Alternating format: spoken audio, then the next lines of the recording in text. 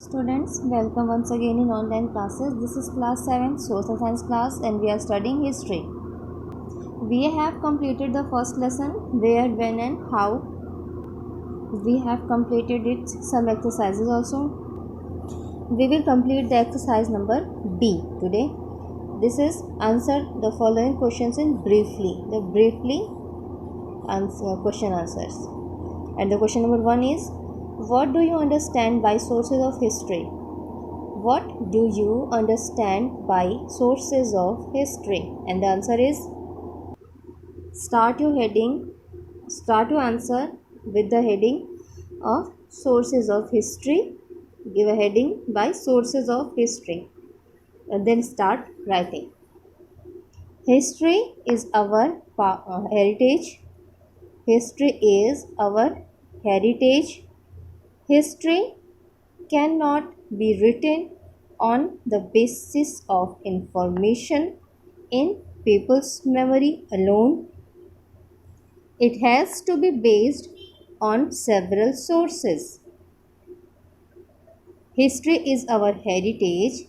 History cannot be written on the basis of information in people's memory alone. It has to be based on several sources. Historical sources enable us to reconstruct past history. Historical sources enable us to reconstruct past history. There are two major types of historical sources. Number 1, archaeological sources, and number 2, literary sources. Number 1, archaeological sources, and number 2, literary sources. This is your answer number 1. Question number 2. Between whom did the tripartite struggle take place? Between whom did the tripartite struggle take place? And the answer is tripartite struggle ensued between the Palas, Pratihars and Rashtrakutas. Tripartite struggle ensued between the Palas, Pratihars and Rashtrakutas. Question number 3. Name the two periods in which we divide the medieval period.